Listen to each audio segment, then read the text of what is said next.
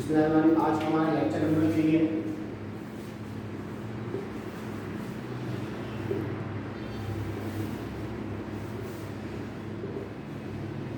HVAC का, heating ventilation and air conditioning का। अच्छा, इसमें लास्ट टाइम में पढ़ा था कि भाई हीटिंग वेंटिलेशन क्या होता है, एयर कंडीशनिंग क्या होती है और रेफ्रिजरेशन क्या होती है, किस पर्पस के लिए इस्तेमाल होती है। आज मैं आपको बताऊंगा कि इसके प्रोसेस के अंदर यानी एक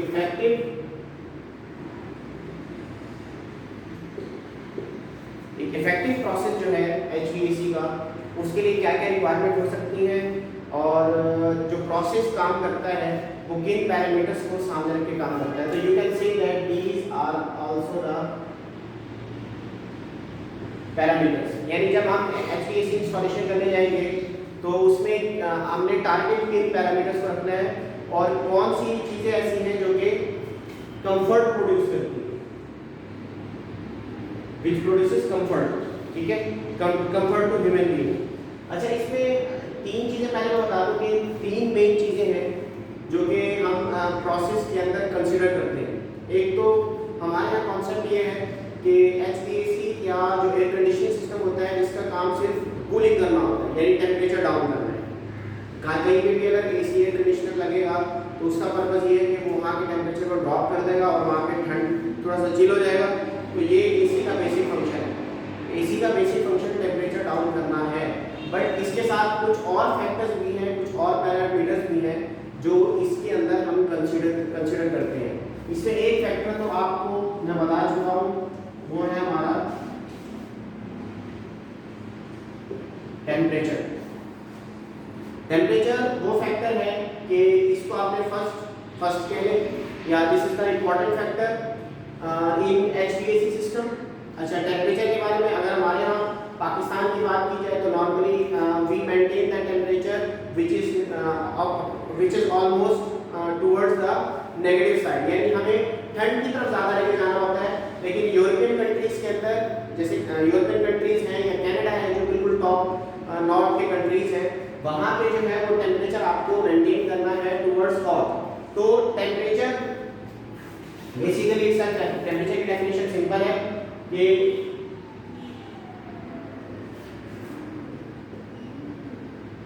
डिग्री ऑफ हॉटनेस और कोल्डनेस। ठीक है, तो टेम्परेचर क्या है, वो दोनों चीजें यानी डिग्री ऑफ हॉटनेस और कोल्डनेस। ये कोल्डनेस को या हॉटनेस की डिग्री को मेजर करने का नाम टेम्परेचर है। तो इस टेम्परेचर की मेंटेनेंस करनी है। एक फैक्टर हमारे पास ये है, किसी भी जगह पे अगर ठंड है तो हमने उस जगह पे टुवर्ड्स हॉटनेस की तरफ जाना है, और अगर वहाँ पे गर्मी है यानी अंदर का एनवायरनमेंट नॉर्मली गर्म है तो उसमें हम जो है वो उसको कोल्ड की तरफ लेके आएंगे। दूसरा जो इम्पोर्टेंट फैक्टर है नंबर 2।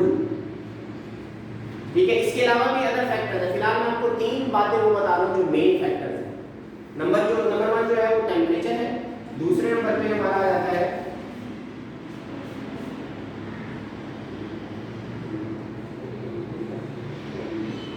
ह्यूमिडिटी। ठीक है, या इसको हम रिलेटिव ह्यूमिडिटी भी कह सकते हैं, RH। तो ह्यूमिडिटी कौन सा फैक्टर है? ह्यूमिडिटी देखिए, बाज़ जगह आपने देखा होगा कि ह्यूमिडिटी बताई जाती है कि इस वक्त 90% ह्यूमिडिटी है, या एयर के अंदर इस वक्त 75% ह्यूमिडिटी। बात कहा जाता है कि ये एयर बहुत ज़्यादा ड्राई है। तो dry means there is very less humidity, यानी उसकी परसेंटेज बहुत कम है। तो ह्यूमिडिटी दूसरे अल्फाज में हम इसको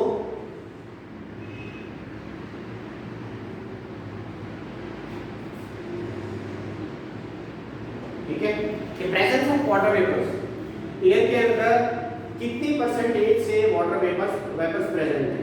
अगर परसेंटेज बहुत ज़्यादा है, जैसे नमी का जिसे हम नमी का तनासुर भी कहते हैं, हवा के अंदर नमी का तनासुर, तो it means the water vapors present in the atmosphere or in the air, यानी उस कंटेनमेंट या उस स्पेस के अंदर वाटर वेपर्स की तादाद कितनी है। तीसरे नंबर पे जो आता है हमारा वो होता है वेलोसिटी ऑफ एयर। ठीक है, वेलोसिटी ऑफ एयर का मतलब कि हवा की कैसी वेलोसिटी है, उसकी उसका फ्लो, उसकी उसकी स्पीड कितनी है दूसरे अल्फाज में। तो एयर की स्पीड भी एक फैक्टर है जो कि कंफर्ट, ये सारी बातें किसके लिए होती हैं, ये सारी बातें ह्यूमन कंफर्ट के लिए होती हैं, ठीक है। तो वेलोसिटी ऑफ एयर ये भी एक फैक्टर है। Higher velocity of air, speed air की बहुत ज़्यादा है या बिल्कुल हवा लगी नहीं, क्योंकि too much speed of the air is produces uncomfortable. इसी तरह बहुत ज़्यादा हवा स्लो चल रही है, बिल्कुल नहीं चल रही, रुकी हुई है, तो it means velocity of air जो है वो बहुत स्लो है। तो स्पीड ऑफ एयर मैटर्स, ठीक है। ये तीन फैक्टर जो है इसको ये एक इफेक्टिव प्रोसेस के लिए ये वो पैरामीटर्स हैं जो हम हीटिंग, वेंटिलेशन और एयर कंडीशनिंग के अंदर इनको बेसिकली सामने रखा जाता है। तो मैं इसकी एक छोटी सी डायग्राम बना देता हूं ताकि याद रह जाए। फॉर इफेक्टिव प्रोसेस,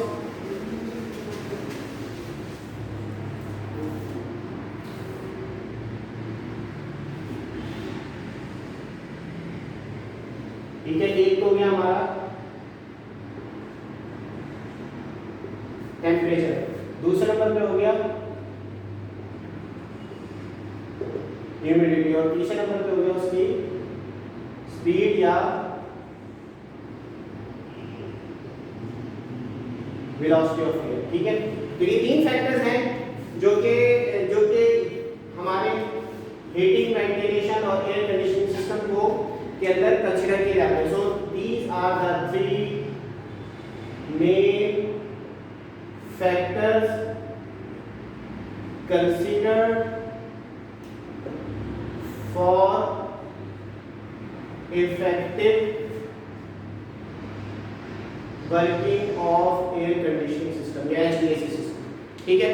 तो ये हमारे मेन फैक्टर्स हैं, टेम्परेचर, ह्यूमिडिटी और स्पीड या वेलोसिटी ऑफ एयर, जिसको हमने मेन रखना है, यानी डिजाइन करते हुए हमने ये तीन चीजें कंसीडर करनी है। अच्छा, इसके अलावा कुछ और फैक्टर्स भी हैं, लेकिन बिफोर गोइंग टू बता दूं मैं आपको कि क्योंकि मैंने सबसे पहले बात की थी कि प्रोसेस ऑफ जो इफेक्टिव प्रोसेस है वो तीन पैरामीटर्स पे डिपेंड कर रहा है। तो टेम्परेचर से मुराद, जब हम टेम्परेचर की बात करेंगे तो तकरीबन देयर आर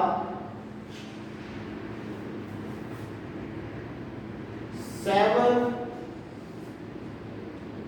कंप्लीट पैरामीटर्स क्या लिखेंगे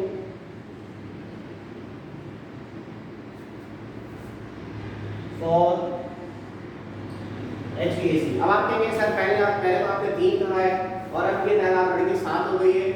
मेन तो वही 3 है, ठीक है। अब उसको मजीद जो है वो ब्रांचेस में तकसीम कर दिया समझाने के लिए, और उसके अंदर 1-2 पॉइंट्स और ऐड कर दिए। ध्यान के तौर पर मैं बात करूं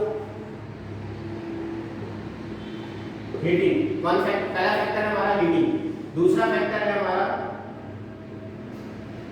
कूलिंग, तीसरा फैक्टर है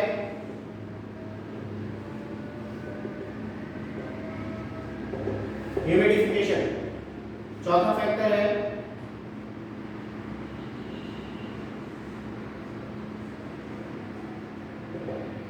डीह्यूमिडिफिकेशन, पांचवा फैक्टर है क्लीनिंग, छठा फैक्टर है वेंटिलेशन और 7वां फैक्टर है एयर मूवमेंट।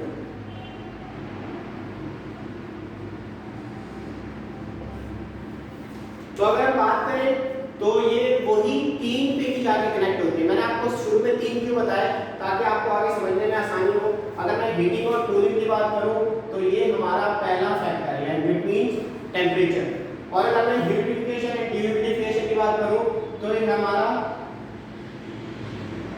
दूसरा फैक्टर है, दैट इज ह्यूमिडिटी।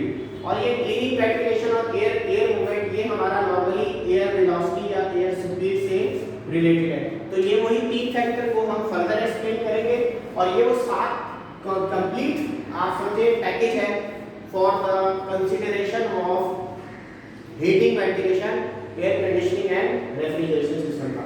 तो ये 7 फैक्टर्स को हमने सामने रखना है वही बेसिक्स इसकी यही है। हीटिंग क्या होता है, अब इसकी डेफिनेशन की अगर बात करूं तो व्हाट इज हीटिंग। देखिए हीटिंग के अंदर हम क्या करते हैं, हीटिंग के अंदर we increase the temperature of space। ठीक है, आपने कोई जगह है, फर्स्ट क्या ये कमरा है, अगर मैं इस रूम की बात करूं और यहाँ पे बहुत ज़्यादा ठंड है, ठीक है, इंटरनल एटमॉस्फेयर जो है उसको सामने रखना होता है, दैट इज आवर टारगेट। तो इसका जो इस रूम का जो इंटरनल इन्वायरमेंट है, या हम उसको अगर हम एयर की बात करें वहाँ पे, तो अगर वहाँ पे पहले से कोल्ड है तो अब हमें मज़ीद ठंड फेंकने की ज़रूरत नहीं है। यहाँ पे ऑलरेडी कोल्ड है, तो हमारा टारगेट क्या है कि हमने इसको क्या करना है, हमने टेम्परेचर को राइज करना है, यानी हॉटनेस की तरफ जाना है। तो वो ऑफ द स्पेस, यानी इस स्पेस की जो है हमने टेम्परेचर बढ़ाना है, वो कैसे बढ़ेगा, उसके लिए एक फॉर्मूला हमने दिया है, यानी क्या करेंगे, बाय एडिंग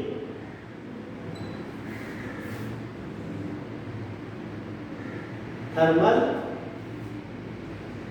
एनर्जी। ठीक है, एक टर्म इस्तेमाल हुई है, thermal energy to that space. ठीक है, ये मैंने एक बात लिखी आपको, यानी अगर टेम्परेचर हीट करना है, इस तरह को गर्म करना है, ठीक है, तो हम क्या करेंगे, टेम्परेचर को राइज करेंगे। यहाँ इस रूम के टेम्परेचर को बढ़ाने की जरूरत है, वो कैसे बढ़ेगी, by adding thermal energy to that space. यानी इस एरिया के अंदर अगर आप थर्मल एनर्जी बढ़ा दें, ऐड कर दें, तो अल्टीमेटली हीट हो जाएगा। इसके अपोजिट, ठीक है, इसके अपोजिट कोई कूलिंग, यानी गर्मियां हैं, जैसे आजकल समर का सीजन चल रहा है, तो ये एक छोटा सा रूम है अगर, तो इसके अंदर टेम्परेचर बहुत ज़्यादा हुआ है या गर्म है, अनकंफर्टेबल है, तो हमने इसको एक टेम्परेचर लेवल पे लेके आना है, कंफर्ट लेवल पे लेके आना है। तो अब यहाँ पे आप क्या करेंगे, टेम्परेचर नहीं बढ़ाएंगे, हम क्या करेंगे, हमारा टारगेट क्या है, टेम्परेचर को डिक्रीज करना, उसी का अपोजिट डिक्रीज टेम्परेचर। ठीक है, क्या किस तरह डिक्रीज करेंगे, बाय क्या करेंगे, रिमूविंग या रिड्यूसिंग। ठीक है, क्या रिड्यूस करेंगे, रिमूव करेंगे, again thermal energy of the space. ठीक है, तो हमने टेम्परेचर की गेम चल रही है, temperature is either towards hot side और कोल्ड साइड। अगर ऑलरेडी उस स्पेस का टेम्परेचर डाउन है तो हम उसके टेम्परेचर को बढ़ाएंगे, इस तरह बाय एडिंग थर्मल एनर्जी। और अगर बहुत ज्यादा है तो हम इसको डिक्रीज करेंगे बाय रिमूविंग और reducing the thermal energy of the space. Thermal energy को मैं आगे बताऊंगा कि थर्मल एनर्जी क्या होती है। फिर आ जाए ह्यूमिडिफिकेशन की तरफ। ठीक है, उसी तरह अगर इस जगह पे ह्यूमिडिटी बहुत ज्यादा है, ठीक है, सॉरी ह्यूमिडिटी बहुत कम है, ड्राइनेस की तरफ ज्यादा है, यानी हवा में, जिसे हम कहते हैं कि हवा में नमी का तनासुर बहुत कम है, तो अब this dry air is also a problem. Dry air does not produce a good comfort for the occupants of that space. वहाँ पे जो लोग रह रहे होंगे या उस वक्त जिन लोगों ने उस वहाँ पे विजिट किया होगा, वो उनके लिए ड्राई जो है वो सही नहीं होगा। तो उसके लिए हम क्या करेंगे, ये मैं साफ कर रहा हूँ से। अब अगर मैं ह्यूमिडिफिकेशन एंड डिह्यूमिडिफिकेशन की बात करता हूँ, तो अब इसमें क्या करेंगे, अगर ह्यूमिडिफिकेशन यानी ऑलरेडी ड्राइनेस है, ह्यूमिडिटी कम है, उसका परसेंटेज कम है, तो अब हम क्या करेंगे, इंक्रीज करेंगे एक लिख रहा हूं मैं RH, ठीक है, जिसको हम कहते हैं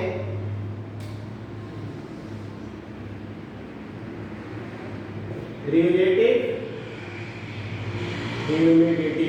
ठीक है, हमारा काम क्या है, अगर इस स्पेस का ह्यूमिडिटी कम है, ठीक है, जो कंफर्ट लेवल उससे कम है, तो हमने इंक्रीज करना है RH, उसका रिलेटिव ह्यूमिडिटी को कम करनी, सॉरी बढ़ानी है।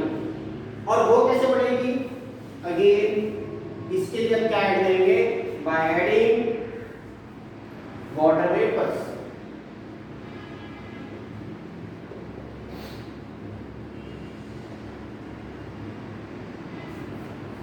और steam to that space। ठीक है, तो काम क्या करना है हमने, तरफ ये ह्यूमिडिफिकेशन नहीं है तो relative humidity is our target, ठीक है। वहां पे हमारा टारगेट टेम्परेचर की सूरत में हमारा टारगेट था थर्मल एनर्जी। यहाँ पे हमारा क्या है कि हम रिलेटिव ह्यूमिडिटी को बढ़ाएंगे। किस तरह बढ़ाएंगे, इसका प्रोसेस क्या होगा, by adding water vapours to the system. अब सिस्टम के अंदर ये जो पूरा स्पेस है इसके अंदर हम वाटर वेपर्स को ऐड करेंगे। जब वाटर वेपर्स एयर के अंदर ऐड होंगे तो क्या होगा, रिलेटिव ह्यूमिडिटी बढ़ेगी, जिसकी वजह से उस जगह पे ह्यूमिडिफिकेशन ज्यादा होगी, ह्यूमिडिटी ज्यादा हो जाएगी। इसी के अपोजिट में आप अगर ऐसी कंडीशन आ गई कि space, suppose this is the space where relative humidity, sorry where humidity is very high, ठीक है, 70 to 80% ह्यूमिडिटी है, और वो जब ह्यूमिडिटी बढ़ती है तो आपको पता है कि ऐसी कंडीशन के अंदर हब्स हो जाता है। जैसे हमारे सितंबर और अक्टूबर के मंथ होते हैं तो आप देखते होंगे आफ्टर रेनी सीजन, जो हमारा बारिश के बाद का जो मौसम होता है, जो सीजन होता है, वो खास तौर पे पंजाब के सिंध के इलाकों में वहाँ पे क्या होता है, ह्यूमिडिटी बढ़ जाती है, यानी पसीना ज़्यादा आता है। उसकी रीज़न क्या होती है, because relative humidity water vapour जो है वो ऐड हो जाते हैं इस एयर के अंदर, जिसकी वजह से नमी जो है बढ़ जाती है। बारिश के बाद नॉर्मली रिलेटिव ह्यूमिडिटी बढ़ जाती है। या कुछ कंट्रीज ऐसी हैं जिसके अंदर ह्यूमिडिटी ज़्यादा हो रही होती है, तो यहाँ पे डीह्यूमिडिफिकेशन में क्या करना है हमें, डीह्यूमिडिफिकेशन में क्या करना है कि जस्ट अगर मैं इसको ये लगा दूँ कि we need to decrease the relative humidity, हमने रिलेटिव ह्यूमिडिटी को कम करना है। किस तरह, बाय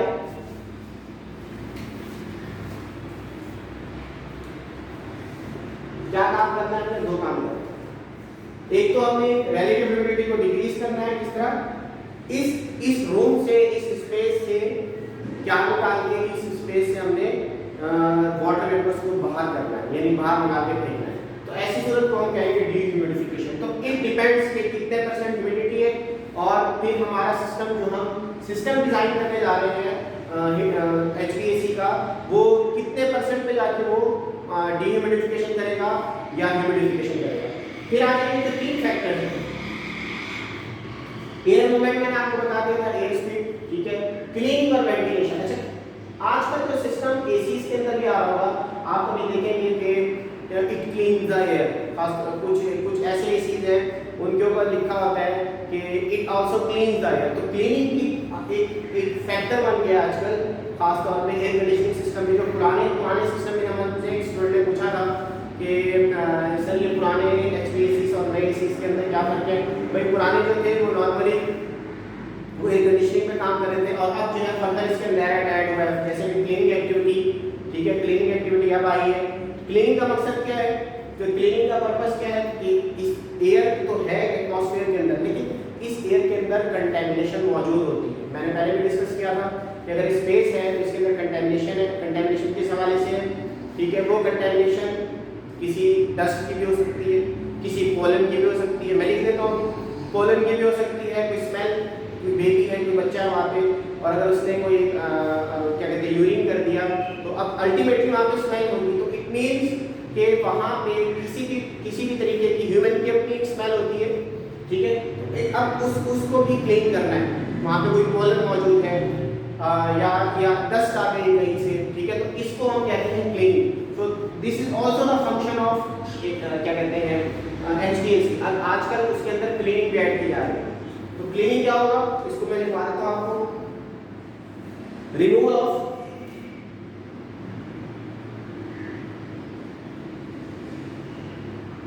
डस्ट, ठीक है, पार्टिकुलेट मैटर्स, ठीक है, इसके अंदर और कंटेमिनेंट्स भी हो सकते हैं, स्मोक भी हो सकता है, कोई स्मोक इकट्ठा हो गया, ठीक है। किचन के पास जो है किचन की एक्टिविटी हुई, धुआं सारे जगह इकट्ठा हो गया, ठीक है, तो स्मोक इकट्ठा हो गया, डस्ट है, पार्टिकुलेट मैटर है, या पोलन्स है, ठीक है, या कोई और एनवायरमेंटल प्रॉब्लम्स है, स्मेल है, तो इसको हमने क्लीन करना है। इसकी removal, this is the function, this is the parameter for HVAC। Designing के दौरान हमने इसको कंसीडर करना है, इस क्लीनिंग को भी हम टारगेट रखेंगे। तो अच्छा, फिर ये रिमूवल कैसे होती है, इसको आगे डिस्कस किया जाएगा। फिर वेंटिलेशन में क्या होता है, नेक्स्ट स्टेप है, मैं इसको साफ करूंगा साफ, ठीक है, नेक्स्ट स्टेप है हमारा वेंटिलेशन। तो वेंटिलेशन में क्या करना है? वेंटिलेशन में पहले भी मैं आपसे डिस्कस किया था। देखिए इसमें वो process, the process by which हम क्या करते हैं, एक्सटर्नल एयर में टर्म लिख रहा हूं, इज एडेड। ठीक है, हम क्या कर रहे हैं, बाहर की हवा को अंदर ला रहे हैं। देखिए वेंटिलेशन, पुराने जमाने में जो वेंटिलेशन होती थी उसका पर्पस क्या होता था कि बाहर की हवा को अंदर से बाहर की हवा को इजाजत दी जाए तो अंदर आए। ठीक है, क्योंकि फ्रेश एयर जब तक जो हमारी जो बाहर की एयर होगी, दैट इज एक्सटर्नल एयर को हम फ्रेश एयर भी है। ठीक है, तो फ्रेश एयर क्या है कि बाहर की हवा नॉर्मली उसको खींचा जाए ताकि एयर की जो मूवमेंट है वो वेंटिलेट करे। ठीक है, टू एंड फ्रॉम मूवमेंट होगी फ्रॉम द बिल्डिंग, गंदी हवा को बाहर फेंका जाए और बाहर की ताज़ा हवा को लिया जाए। तो ये भी इसका आल्सो द फंक्शन ऑफ क्या कहते हैं HVAC, और ये भी एयर मूवमेंट यानी एयर की मूवमेंट के अंदर ही आएगा। फिर और आखिरी जो है हमारा, अच्छा इसका पर्पस क्या है, the process by which fresh air is added to the space, यानी इस स्पेस के अंदर हमें ऐड करनी है। क्यों, पर्पस क्या है, to maintain the gas ratio. इसका पर्पस क्या है, ताकि गैस रेशियो को मेंटेन किया जा सके। गैस रेशियो क्या है, हम जानते हैं कि our air is mixture of gases. ठीक है, हमारी एयर जो है वो गैसेस का मिक्सचर है। देयर आर सर्टेन, ऐसा नहीं कि एक ही गैस से पूरी एयर बनाई है। आपको खुद भी पता है कि ये एयर जो है इसके अंदर ऑक्सीजन भी है, इसके अंदर नाइट्रोजन भी है, इसके अंदर जो है कार्बन डाइऑक्साइड भी है। There are certain gases which makes the air. ये air itself is nothing but mixture of gases. तो अब आपने गैस का रेशियो मेंटेन करना है कि कोई गैस उसकी डेफिशिएंसी ना हो जाए। ठीक है, तो ये हम इसकी वेंटिलेशन करते हैं। फर्स्ट ऑक्सीजन बढ़ गई, ये ऑक्सीजन की क्वांटिटी कम हो गई। ठीक है, ऑक्सीजन अगर एयर के अंदर कितना परसेंट है, इफ आई से इट इज 21%, और अगर ये रिड्यूस हो गए 20% हो गई, अब ये एयर आपके लिए कंफर्टेबल नहीं है, ये दम घोट देगी। ठीक है, ये बेहोश कर देगी, इट इज टुवर्ड्स सफोकेशन। तो हमने हमारा क्या काम करना है, अपने गैस रेशियो को मेंटेन करना और फाइनली एयर मूवमेंट। ठीक है, वेंटिलेशन, क्लीनिंग, ये तो एक फैक्टर है। एयर मूवमेंट क्या है, मैं आपको बता चुका हूं कि एयर मूवमेंट का मतलब ये है to control the movement of, साफ करो,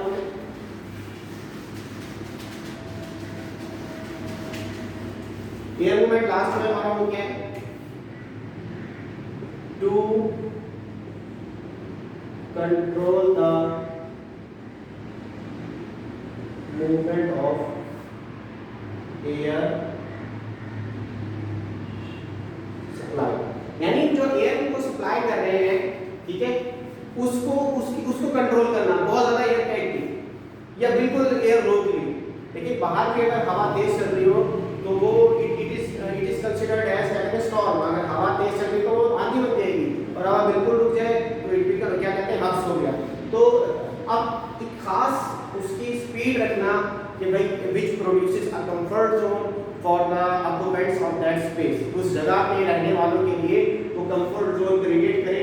तो ये वो फैक्टर्स है जो आपको मैंने वन बाय वन बताए हैं कि हीटिंग एक फैक्टर है, ये टेम्परेचर, कूलिंग, यानी बहुत ज़्यादा अगर आपने हीट प्रोड्यूस करनी है, ठंडी जगह है, तो मैंने आपको बताया कि थर्मल एनर्जी हम उस जगह पे प्रोड्यूस करेंगे, ऐड करेंगे। इस तरह ह्यूमिडिफिकेशन करनी है तो उस जगह पे हम वाटर वेपर्स को ऐड करेंगे। इसी तरह हमने क्लीनिंग एक फैक्टर है, वेंटिलेशन, एयर मूवमेंट्स, ये भी मैंने आपको डिटेल्स के अंदर बता दिया। अच्छा, ये तो फैक्टर्स मैं आपको बता चुका हूं। अब आ जाइए कि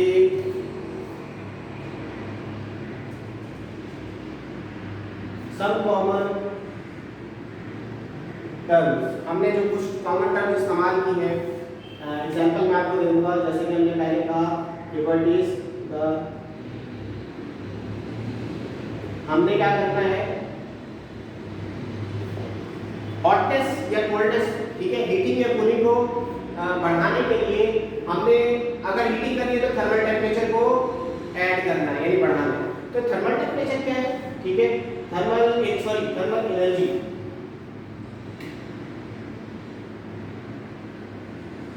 थर्मल एनर्जी क्या है, देखिए थर्मल एनर्जी जो है वो नॉर्मली लिखी है, it is a form of heat energy. एक चीज ध्यान में रखिएगा कि ये हीट एनर्जी एक शक्ल है। एनर्जी की बहुत सारी फॉर्म्स होती हैं, जिसमें जो हमारा मेन जो एनर्जी की टाइप है दैट इज हीट एनर्जी। और ये हीट एनर्जी नॉर्मली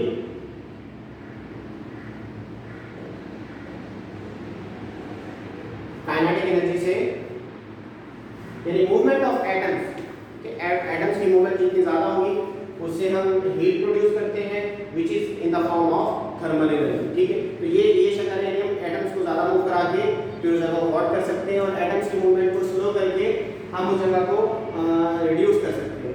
इसी तरह दूसरा मैंने आपको फैक्टर बताया RH यानी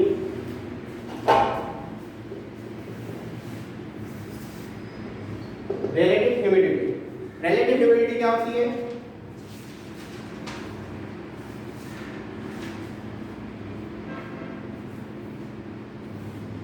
ये basically amount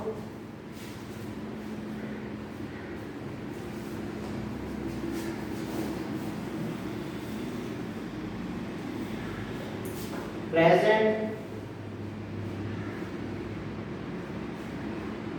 in the atmosphere। हमने इसमें क्या देखना है कि कितना amount of vapours, sorry relative humidity है कि कितने एटमॉस्फेयर के अंदर वाटर वेपर्स प्रेजेंट है। मैंने भी आपसे डिस्कस किया कि air itself is a mixture of gases, तो उसके अंदर वाटर वेपर भी बेसिकली एयर की गैसेस के अंदर एक नंबर, यानी अगर ऑक्सीजन एक नंबर है तो वाटर वेपर भी इज अनदर नंबर। और हर चीज का अपना एक पार्शियल प्रेशर होता है, ठीक है, पार्शियल प्रेशर होता है। तो वो पार्शियल प्रेशर जो है वो आगे मैं आपको यानी नेक्स्ट लेक्चर में बता दूंगा कि पार्शियल प्रेशर और सैचुरेशन क्या होती है। तो पार्शियल प्रेशर जो है वो हर एयर के अंदर जो इटसेल्फ जो एक एलिमेंट होता है, जैसे कि ये ह्यूमिडिटी है, उसके अंदर हर एलिमेंट जो है या हर फैक्टर जो है अपना वो एक प्रेशर डाल रहा होता है। तो उस सारे प्रेशर से मिलके टोटल एक एयर का प्रेशर बनता है। तो हर एलिमेंट का जो प्रेशर होता है वो पार्शियल प्रेशर कहलाता है। तो मजीद हम उसको डिस्कस करेंगे, मैं उसको कुछ टर्म्स आपको और भी बताऊंगा और फिर फर्दर बताऊंगा कि ह्यूमन कंफर्ट के लिए इन तीन फैक्टर्स का क्या क्या रोल है। तो यहाँ आज तक के लिए यहाँ तक इसको कंप्लीट करेंगे।